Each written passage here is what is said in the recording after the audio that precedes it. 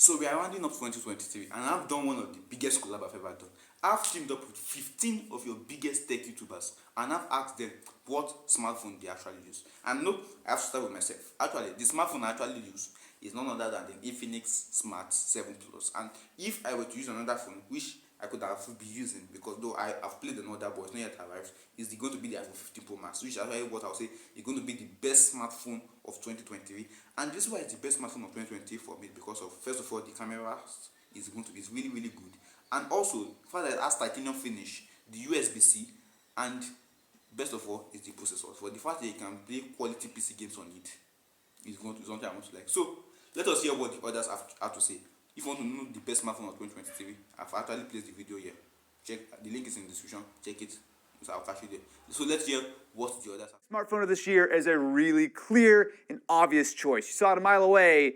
It's the iPhone 15 Pro. Honestly, this phone is incredibly solid in every possible way. I mean that. Not only is the build quality terrific, we finally got USB-C, and for me, I spend a lot of time using this as my main shooter, not only for photos, but also for video. And the fact that I can walk into an event or pretty much anywhere I'm going with just this phone and capture all the content I need is such a game changer. The iPhone have always been good for video, but the screen, the performance, like, there's basically nothing I can really complain about with this, and that is an incredibly impressive thing. So, I love the Z Flip, but honestly, the iPhone's beginning to become my main gadget, like, pure. Past 13 years, I've been an Android user, but I decided to give iPhone a chance, and I have been doing so for the past 3 months. However, I'm switching back to Android.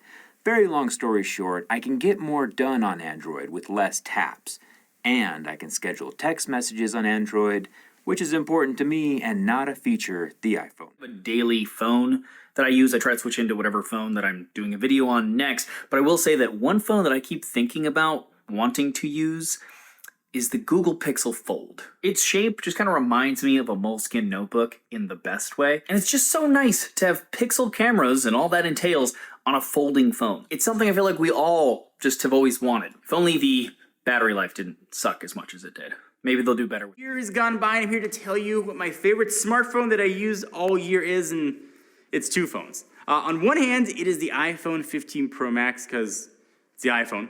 It does sort of the best of everything. But the other phone that's been in my pocket since it came out, that I think is going to be in my phone well into 2024, my sweet foldy boy, the OnePlus Open. I love the aspect ratio, I love the screen, I love the technology. It's not perfect, but it's really close when it comes to the Here, another wrinkle. You see, I'm a big fan of the Samsung Fold 5. However, this has taken over. This is the Oppo Find N3. You see, I love how slim this is. I love the sharp edges. Just the flat surface is really awesome. It's got a really lovely screen as well. Plus, of course, open it up, and then you can see that splash in your face. Guys, the software on this is pretty awesome when it comes to multitasking. I can go ahead and just open up loads of different apps at the same time and see them basically full screen. And it's cheaper than the Fold 5. Now, when it comes to an iOS device, obviously, we're gonna have to choose this, the iPhone 15 Pro. Not the Pro Max, because I'm actually Team Mini. This is a pretty nice phone. Why? First of all, the titanium little rounded edges just feel really nice to hold in the hand. It definitely feels lighter as well. Also, don't forget that we've got USB-C, which means that finally we can use one cable to rule them all. Guys, those are my two devices. Boom. And my favorite smartphone of 2024 is the OnePlus Open and Close. Open and Close is back. Yes, the OnePlus Open. This is the most refreshing phone ever because you know what? I can open and close. Plus, we have that very sexy camera bump and this very nice display of, fake leather made from petrol. I love petrol.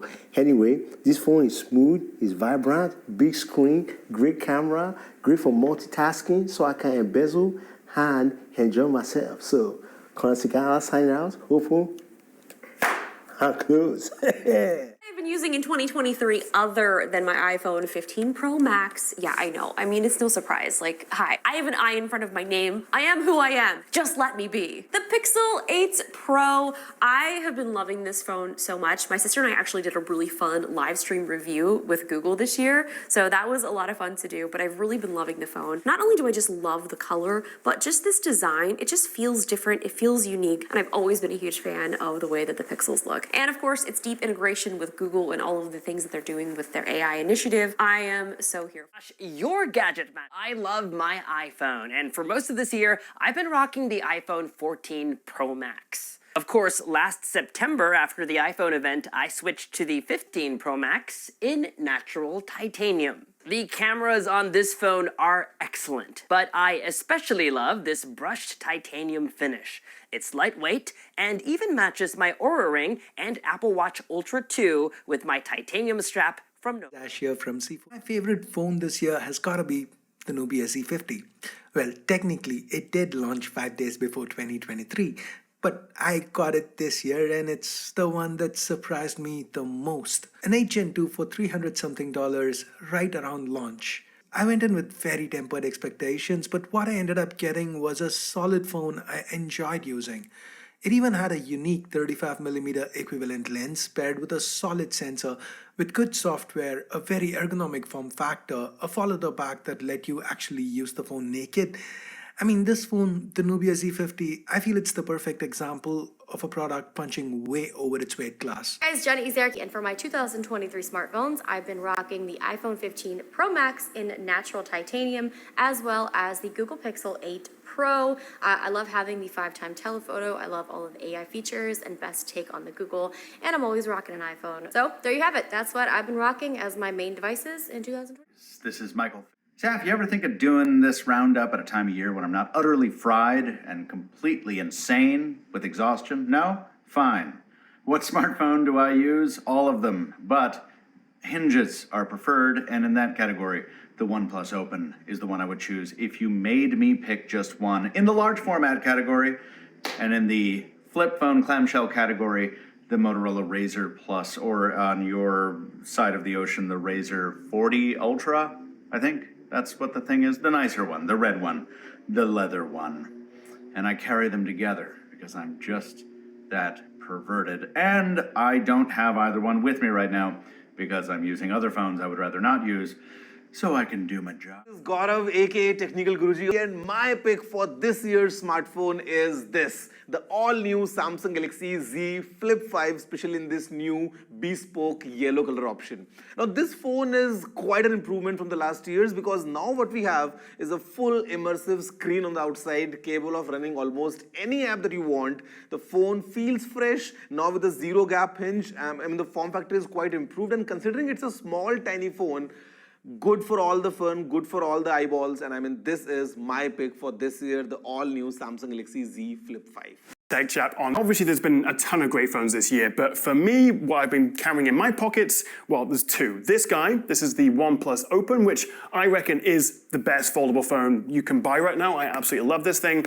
And also the iPhone 15 Pro Max, which I'm recording this on in 4K cinematic mode. I just wish there was a 4K 60 mode so I can then slow it down afterwards to get those nice slow-mo shots. But yeah, mostly for video and also the ecosystem, the iPhone's been my main phone. Rivera from Pocket. It has been a great year for phones, but if I had to pick only one, it would be the iPhone 15 Pro Max. Sure, it's got the looks, new materials, a more powerful telephoto, but what I've liked most is performance. I've used iPhones for years as a B camera, but log video combined with that Blackmagic camera app has made me a believer in a phone becoming my A camera at some point. Same thing with gaming, where the words console quality have been tossed around a lot with smartphones, but this is the first phone to actually pull it off. I think the word pro fits the name now more than ever. MKBHD here. So we're talking smartphones. Favorite phone of the year for me. There's a lot to pick from. I think we've seen all of them come out by this point, and I think my favorite one is the one that I'm going back to daily driving after testing all the other phones, which right now for me is the Pixel 8 Pro. A lot of software features on this phone. It's not really about the hardware. It's got nice hardware too, but it's so much software to the point where if you live in a region where not all of the software features are enabled, it's a notably worse phone. But I live in a region where I do have all the software features and they're great, so I like this phone a lot. That's it, there you have it. Tell me what your favorite smartphone is in the comment section, and we'll probably be seeing ourselves in 2023. Bye.